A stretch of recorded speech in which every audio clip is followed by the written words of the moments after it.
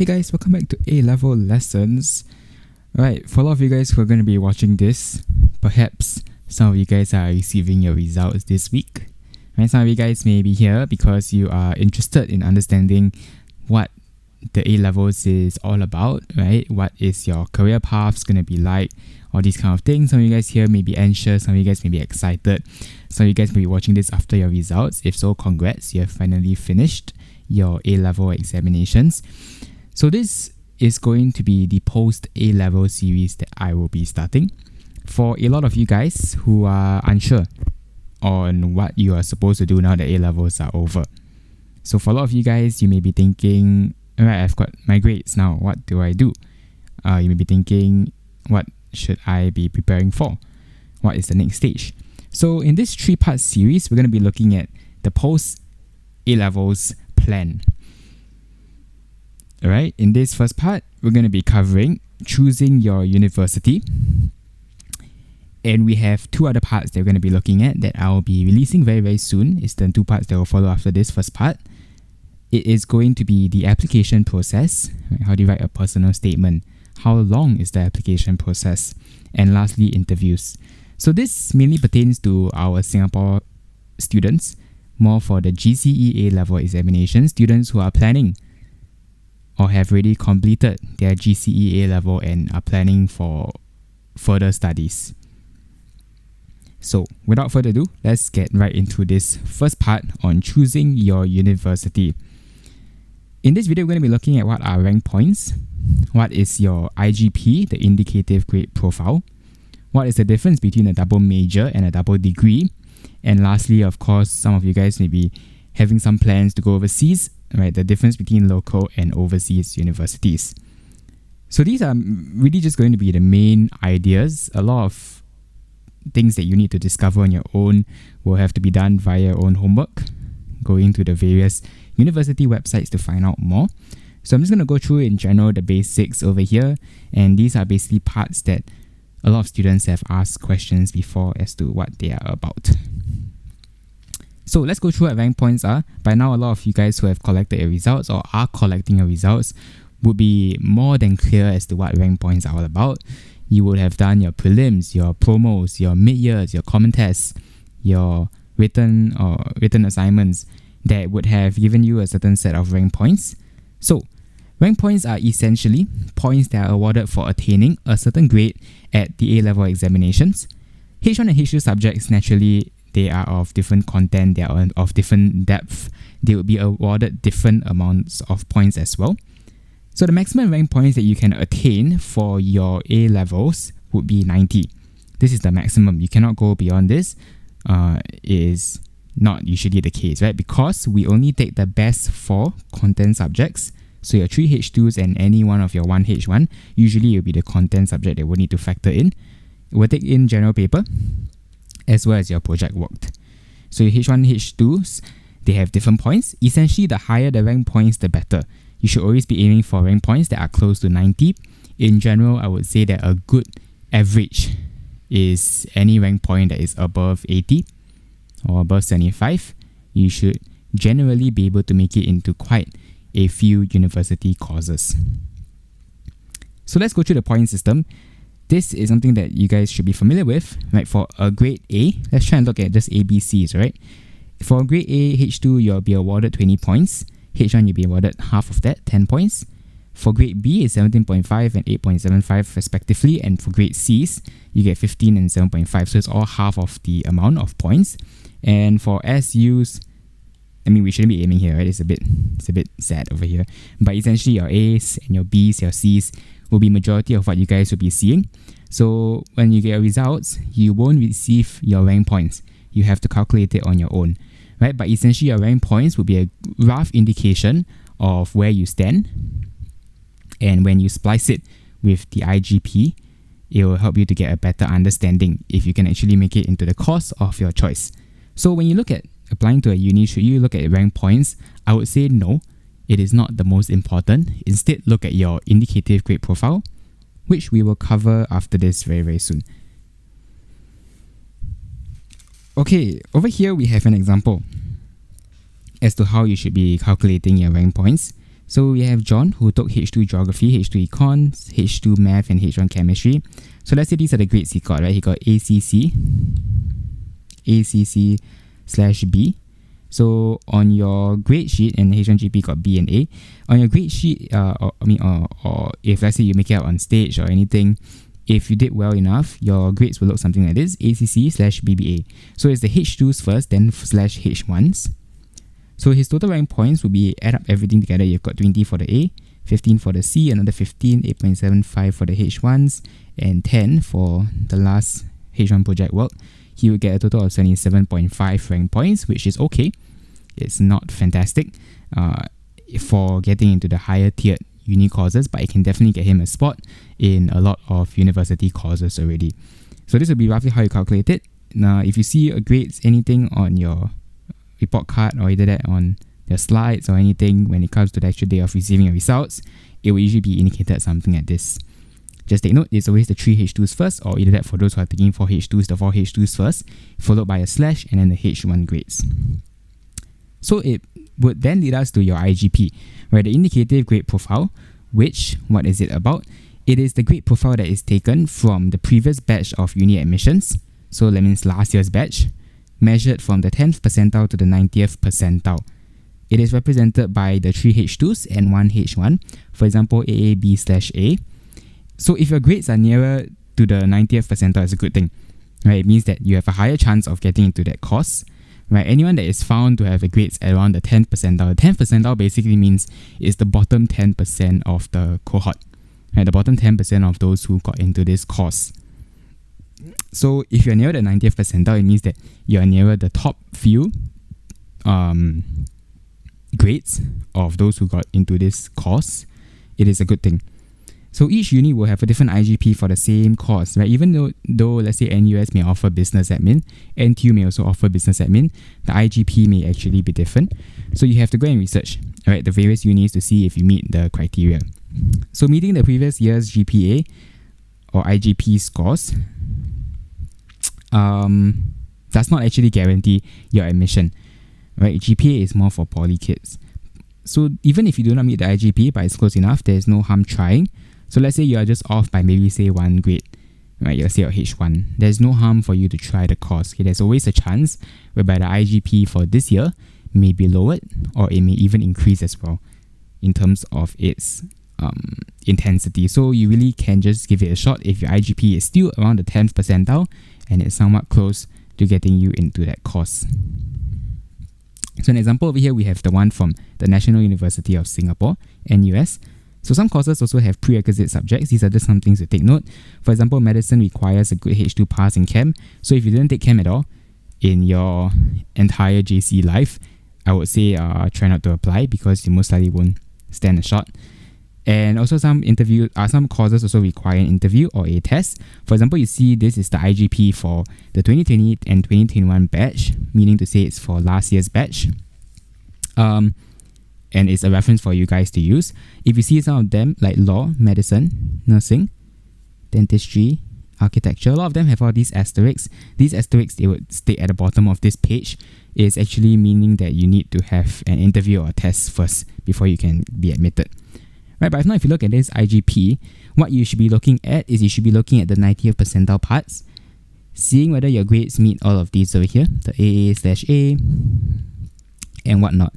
Right, but if you look at the 10th percentile, you would find that even the bottom 10% for, let's say, law, the student got an average of AAA/A. So if let's say you got a ACC/A, chances are is that you won't exactly it will be a bit tougher to get in, right? I'm not saying that you won't get in, but it will be quite a challenge. And if you look, for example, at architecture, you see BCC/C, and the top is AA/A, meaning to say that if you got a BCC or let's say a BBB/B, it is highly possible for you to still get into architecture. So these are just how you would read the IGP. Like I said, every school has a different IGP, so go and read up the different IGPs of the different schools. You can find on the website, you just go and search NUS IGP, NTU IGP, SMU IGP, it will come out straight away. So then you move on. Right, now that you've settled all of this, right? So IGP is the one you should be looking at. Okay, rank points is more of just the point system. Helps you to get a rough understanding of where you are at. When you look at IGP, it gives you a good understanding on how the whole cohort for the previous year did, which will roughly match the same admission criteria for your batch as well. So we'll move on later on as to whether we should choose for a double major or a double degree. Most students would naturally just go for a single degree, right? A bachelor's in something. But those of you guys who are maybe of a higher aptitude, right? You want to go for something that's more challenging. There's always the double major and the double degree programs that are available for you guys to try, right? For you guys to cross-discipline various subjects to see what you want to do in the future. So let's go through the differences. Double major. Alright, double major basically is only one qualification and you have a shallower depth of learning, hence lesser workload. So it may require you to take on a few more core modules, right? In uni we call them core modules or core units. Different schools call it different things, but they're essentially like your syllabus, right? Certain parts of the syllabus. And it tends to be a field that complements your primary interests, such as let's say business admin with economics as a double major, or let's say business admin with psychology as a double major. So it looks at only one degree still, but we have another major. So we have like an added on syllabus. So it's like a H2 plus a bit of another H1 subject, sort of, if you want to think of it that way. Right, but if you look at double degree, we look at you having two qualifications, a greater depth of learning, hence more workload. And this will take on most, if not all, the core modules of the other degree. For example, computer science, and you splice it with business, you would have to learn everything that com science learns, as well as whatever your business is doing as well. So you're taking on two degrees to a employer outside. It's definitely going to be more credible. Right? You have a lot more that you will have to learn. And it tends to appeal to students with strong interest in two contrasting subjects, with thoughts to either pursue careers in both fields or just one. So for example, law and business admin is quite a popular double degree program, but it's a lot to study. It's really a lot more you need to study. So if you're looking at whether you want to take a double degree or double major, it's up to you. The double major would still be stated on your end result slip, your graduating certificate. So it will still be stated there, but whether you're able to take up a specialized job in this other major would really depend on the employers. But if you look at a double degree, you're basically getting two bachelors, you're getting 2 degrees at once. So you can definitely choose to cross fields if you want to do so in the future. Understand? So it's a bit of a decision that some of you guys may want to make. It's not an easy one, but it really depends on whether you're able to cope, because a double degree requires a lot more studying as compared to just one degree itself, or even just a double major. Alright, we look at the last part of this video, going through what a local versus overseas uni is all about. Some of you guys may think of wanting to go overseas, but now with COVID and everything, it may be a bit tougher. But if you guys do intend of going overseas, you can always give it a shot, right? University admissions to overseas unis are a bit different. A lot of them go through the June period, so I think a lot of the girls would have already applied last year, towards the end of the year with your prelim results. Some of the guys, you can still apply, and there will be a June and then the end of year admissions period as well.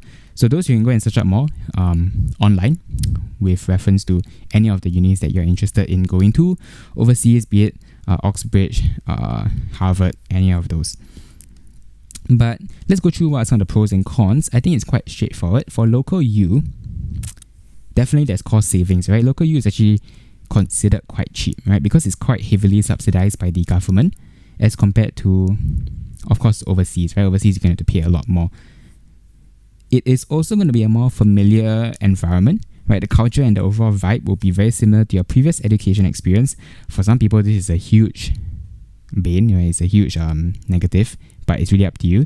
Some people prefer this nice, homely environment. A lot of people are of the same background, same culture, right? A lot of you guys have been through the primary, secondary, JC route, or some of you guys the poly route.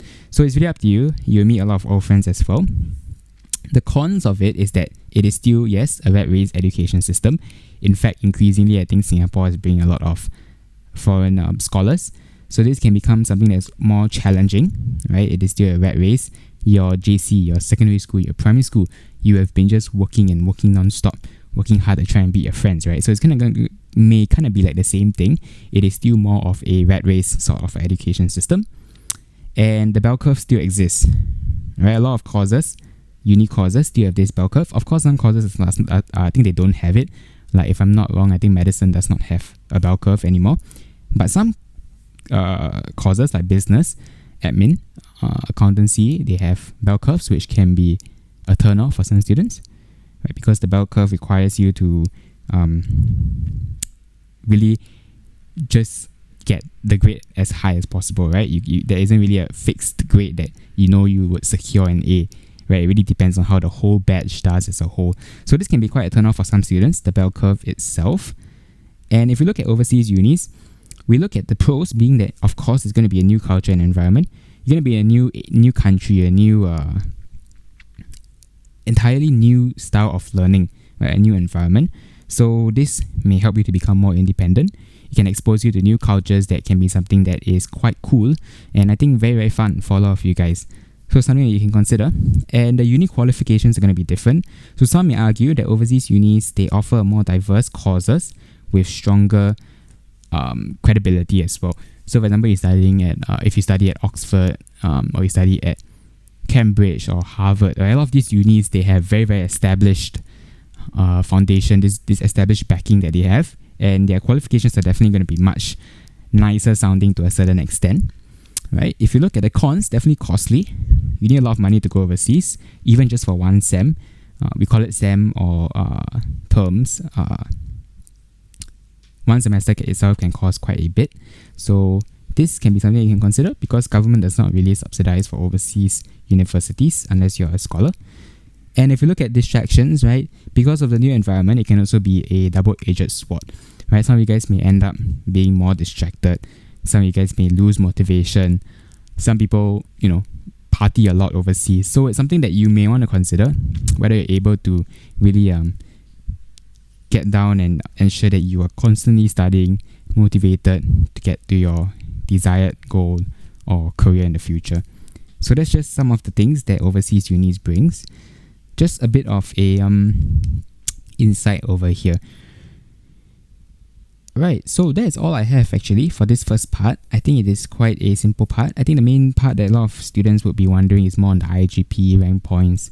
In general, just look at your IGP. If your IGP is good, chances are you stand a good chance at getting into a certain course, because rank points, honestly, they fluctuate every time with whatever the IGP entails.